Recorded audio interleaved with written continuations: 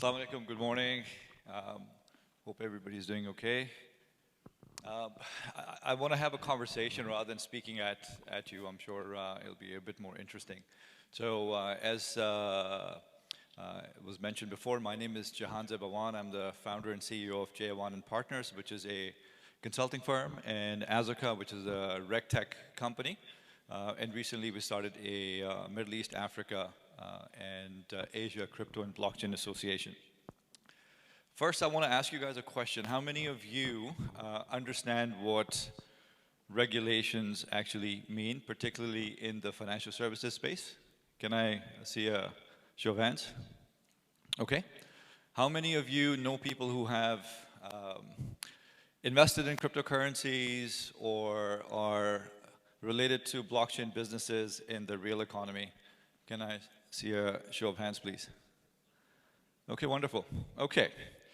So look, I think everybody knows what's happened in the crypto space. That's the flavor of the year, I guess. FTX, Alameda, all that good stuff. Now, what has happened there is quite interesting, right? If you look at the global economy, if you look at different regulators, the US, if you look at the Middle East, if you look at Asia Pac, everybody had a slightly different view on what the regulatory framework needs to be. Everybody was more worried about, and still more worried about, money laundering. If you think about what money laundering is, particularly in the crypto space, it basically, the crypto, entire crypto ecosystem is about less than 1% of the global economy. And the money laundering and terrorist financing bit is even a very, very small part of that, right? So there has been a distorted focus on money laundering, not to say that it's not important. It's very, very important for us to make sure. And that people are not laundering money and correct things are happening. But what's really important is to understand how to put the correct regulatory framework and how to take advantage of the opportunity, then not to sort of look at it in a more productive way. Everything has its benefits and everything has its cons. You know, you have a car, you can obviously use a car to take you from one place to another place, and you can run people over with it, right? So it's the use of the car that makes a difference. Now, some of the issues there, obviously, again, I'm focusing a bit more on crypto and blockchain, but in the crypto space, the key thing has always been, okay, we're going to use crypto as a speculative tool to make money. That's not the only use of crypto to do that. Financial inclusion is one of the biggest use cases for crypto, and ability to do business efficiently. You know, how many of us go to a bank and it takes forever to open a bank account sometimes, or particularly for companies, or if you want to do a transaction, it takes a long time. Now, the longer it takes, the more it costs. People don't realize, you know, what you don't financially see is what you don't really acknowledge and understand. So the concept and the use cases of blockchain and crypto are tremendous. Needless to say, anything that comes up from a technological standpoint needs to be properly regulated. So now we look at, you know, what has happened. If you look at Three Arrows, which was a crypto hedge fund, if you look at FTX, if you look at Alameda, if you look at lots of other things, now they're talking about Silvergate, which was a custodian in the US. The key thing has always been good governance, getting good people to run good companies, not just the ideas that can flourish. So you have to put the infrastructure around it. A lot of technology companies have one very good thing, which is they're focused on technology.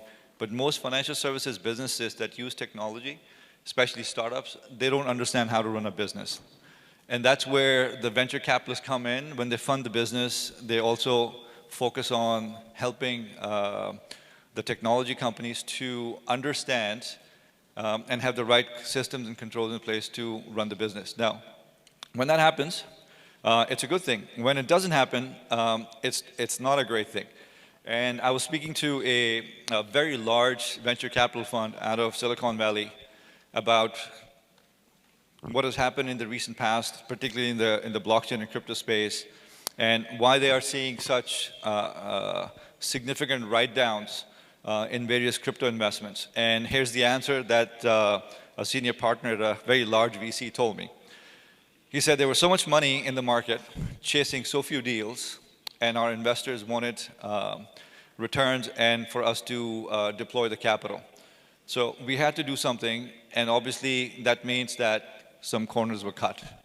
So a lot of money chasing a few deals, which obviously leads to this kind of thing, which leads to lack of governance, lack of reporting. And obviously, if you get a bad actor in the place in the middle of the whole thing, it makes a huge impact, similar to what has happened in FTX. Now, the other thing that is very, very important is weakness in risk management. Again, this is a very boring topic for technology guys. Mostly, you know, what is risk management? We can write some code and build some tools and do that. I think for the foreseeable future, at least in my view, the key thing is that, you know, till the time AI gets to a point where it can make autonomous decisions on risk management, you still need a lot of human judgment, because the abstract evaluation of, you know, of data from an analytical standpoint makes a huge difference. And I don't think AI is quite there yet, although the chat GPT is making a lot of noise in terms of coming up with answers recently. So now, what has happened globally in terms of regulation?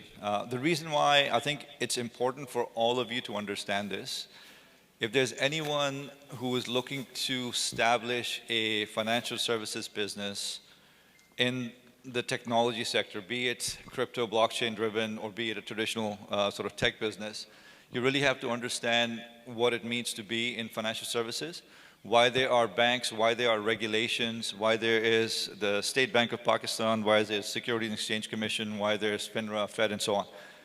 The whole idea of the regulatory framework is to give you a baseline. You know, the reason why there's a speed limit on the road, it's not for people who drive carefully, it's for people who don't want to drive carefully, and to keep everybody in check and for the larger good.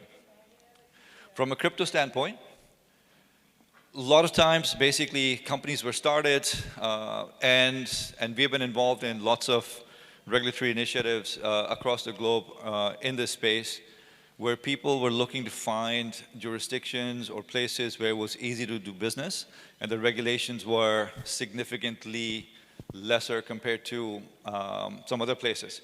The US has been very, very well, vocal about what the stance is on crypto. Pakistan obviously is very clear about its stance on crypto, and I'm going to say something very controversial, but most of the people probably would disagree with. But that's a fact of today. So if cryptocurrencies are allowed in Pakistan legally, there's a significant risk of capital flight from the country. You can on-ramp cash onto crypto, and then crypto, obviously, nobody can control. So that's one of the key things that the government is concerned about, the regulators are concerned about. And this is a major concern for every government and every regulator in the world. Now, coming back to our discussion on the crypto legislation, basically one of the key challenges also have been, how do you classify crypto? Is it a commodity? Is it a currency? Is it a security, right? So these are technical discussions. And because different countries have not defined the cryptocurrencies as a certain type of instrument, it leads to quite a different interpretation and regulatory framework, which allows people to take advantage of it, particularly the bad actors. And then, obviously, as you know, the whole purpose of blockchain and particularly crypto is to allow free movement of money across jurisdictions in a cost-efficient manner. That obviously poses a fundamental challenge. You know, decentralized versus centralized is a huge issue. Okay, so again, I think if I may, I want to ask a question here. How many of you have, first of all, invested in crypto, and has anyone lost their private key? Okay, wonderful. Well, yeah, then makes the three of us. And thank God I didn't lose too much in that, but there has been a story about a gentleman who had about 10,000 Bitcoins on a hard drive, and the house was destroyed, and now he's digging to look for that hard drive. So hopefully nobody does that. Now, the other problem with crypto and blockchain is, particularly in the crypto space, is that you have to make sure that you are in control of your private key. Now, a lot of times, yes, some of the younger generation understands technology, they understand how to address these challenges, but the younger population is not the entire population. If this is to take on, particularly in the decision-making parts, you have to get the usability of the crypto ecosystem to be accepted by everybody. So the ability to onboard yourself on a crypto platform, the ability to basically get your crypto on a private ledger. If it's user-friendly, people will start using that faster. Currently, I don't think it is as user-friendly as it needs to be, but there's a lot of work, and that's where the opportunity lies.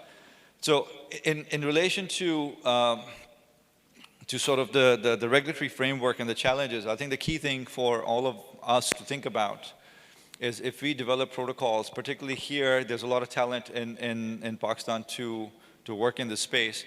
And if you work with the government and come up with ideas that somehow centralizes a decentralized space, at least from a regulatory framework, we will have a very good opportunity to build on that.